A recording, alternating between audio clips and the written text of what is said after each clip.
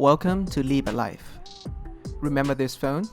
Yes, this is the Samsung Galaxy S20, last year's flagship from Samsung. It's been about a year and a half since the release of this phone, and it ages really well like a fine single malt whiskey. And ultimately, the price has gone down from $999 to around $400-ish. So, is the Samsung S20 still a good phone to buy in 2021? Let's find out right now. So yeah, the S21 came out earlier this year, and there are a couple of things that S20 still does better than the S21, and that's the display. The Samsung Galaxy S20 features a 6.2 inches Quad HD 120Hz AMOLED display, and I could comfortably say that this is still one of the most beautiful displays in 2021. It is super vibrant, plenty bright, and lightning responsive. The viewing angle is also pretty excellent, which is a given for an AMOLED display. It is still one of the best media consumption devices in 2021. The stereo speaker is pretty loud and well balanced overall, despite a very compact body. It surely packs a punch when it comes to the sound department. Essentially, there's no difference that you can see between the S20 and the S21 display. The specs are nearly identical. The S21 is a little brighter at 1300 nits versus the 1200 nits on the S20, and the display on the S21 is locked only at 1080p. It is pretty much the same story with the S20, where you are forced to use a 1080p resolution in order to run at 120Hz due to the battery issue.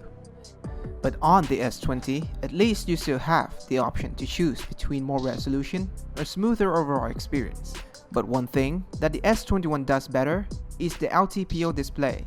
It is a newer display technology that can adjust the refresh rate of the screen according to the activity being displayed. At first, I thought this feature was going to improve the battery performance of the S-series phone by a huge margin, but turns out it doesn't affect the battery that much. Maybe just a little. We actually did a video testing out the variable refresh rates on the S21s, which you can check out in the link in the description below. Next up is the build quality. Ever since the Samsung Galaxy S6, all of Samsung's flagship devices have an excellent build quality, with premium materials being used for the phone's chassis. But when the new Galaxy Note 20 came out, it featured a new finish that Samsung called Glastic, a combination between a glass and a plastic. But it's actually not what it said. It is an actual plastic, but with a more refined finish that on hand feels a little bit more premium than on the ordinary plastic back. And that trend continues to the S21. But last year S20 was a real glass sandwich phone. But the question is, does the S20 feels much better than on the S21? And surprisingly, it does. A real glass is definitely better than the plastic made to look like glass or feel like glass. To actually holding it in hand, it is a super narrow phone. Or you could say that this is a pretty tall phone. It is a decently sized screen, but it fits comfortably in one hand. With the screen size of 6.2 inches, this can sometimes make it difficult to reach the upper part of the phone.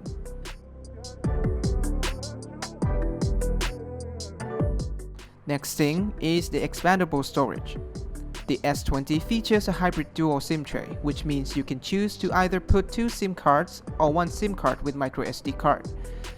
But on the S21, it is just a SIM tray that supports dual SIM setup. So if you're only using 1 SIM card, there's no use for another SIM slot. And if you run out of storage, you're out of luck since there's no option to expand it unless you're using cloud storage. So having an expandable storage as a backup is always a plus. One most important thing you will get with the S20, but not with the S21, is a 25-watt fast charge power adapter. They said it's for environmental benefit, which it probably does, but that obviously is a drawback for us consumers. So, if you decide to go for the S20, you will actually save a few dimes with the charger. While there is something that S20 does better, the S21 still has some better features of its own. The super fast, probably the fastest in the market right now, fingerprint sensor. It is instant. All you have to do is touch the ultrasonic fingerprint sensor for just a split second, and it literally a split second. That's all it takes for you to unlock the phone. While on the S20 counterpart, it's definitely not slow, but surely not as fast as the S21. And this is the little thing that you notice right away. The next thing is the Google discovery. So on the S21, when you slide to the left from the home screen, it is Google. It's not Bixby or Samsung Free anymore. Just a simple Google feed, and that's really great. So at launch, the S21 was running on One UI 3.1, and back then, the S20 was still on the One UI 3.0. So I thought, if the S20 is able to update to the same firmware as the S21, there will be this Google discovery page available as well. But sadly, I was wrong. Even though you can update your S20 to One UI 3.1, you still don't have the Google discovery page on your phone. It is forced to use Samsung Free, which to be honest, no one uses it, and I prefer the Google feed any day of the week. And for some countries, 5G wasn't available on the S20, like mine in Thailand. The S20 and the S20 Plus doesn't come with the 5G. Back then, you need to opt for the S20 Ultra in order to use 5Gs. But for the S21 series, 5G is available on every single model. And of course, the S21 is a newer phone. It is a year younger than the S20, so it will be upgradable to one more Android version when compared to the S20. Performance-wise, of course the S21 will be a better phone. It runs on a newer chipset, either Exynos 2100 or the Snapdragon 888, versus last year's Exynos 990 and the Snapdragon 865. But does the newer chip's performance noticeably better than the last year's flagship chipset? Not really. For day-to-day use, the S20 still chews through every task you threw at it. I mean, comparing side by side, I still don't even see any different. You can also game on it, no problem. It is pretty smooth. The one thing that the new chip really improves is the performance gap between the Exynos and the Snapdragon chipset. So last year, there were tons of complaints that the Exynos 990 performs a lot worse when compared to the Snapdragon 865, either performance-wise, efficiency-wise, or even temperature control. Last year's Snapdragon S20 was way better than the Exynos variant, but this year, the Snapdragon is still a little bit ahead. In the performance department, only by an inch. The gap has decreased by a margin. Next year, Exynos could possibly beat the Snapdragon chip in every way. Let's hope Samsung gets there one day. Aside from everything mentioned earlier, the phone is mostly the same. Same amount of RAM at 8GB, same amount of base storage at 128GB, the same 4000 mAh battery, the same 25W fast charge capability, and again, the same 15W wireless charging. For the camera, the S20 and the S21 both features a 3-camera setup, the same 12MP main sensor, the same 12MP ultra-wide, and the same 64MP hybrid telephoto lens. Yes, they feature the exact same camera setup, so they were supposed to take identical photos.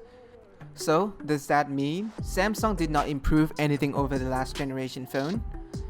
I'll do a separate video comparing two phones 1 year apart to see if the same sets of camera sensor perform any different between the year. Stay subscribed, it's coming soon. And just for fun, who do you think is gonna come out on top? Comments down below. Now, let's talk about the most important thing, the price. The S21 is still brand new, it is $799. And the S20 is over a year old now, so the price drops from $1,000 to around $400 to $500 depending on where you live. That's a real steal for a device this good at this price. So to decide between the S20 and the S21, you have to decide on your own. If you're cool without those extra features on the S21, go for the S20. It will save you a couple $100. Plus, you don't have to spend extra to buy a charger. But if you want the newest, most advanced phone, the S21 will be the way to go. Oh, and just a little add-on. The S21 design is really different, and I prefer the design of the S21 more. So if you love the exterior design of the newer phone, go for the S21. So that is pretty much it. What do you think? Will you get the S20 or will you go for the S21? Comments down below. And don't forget to press like, subscribe, and become the notification squad to see great contents like this in the future. Thank you for watching, and as always, stay safe.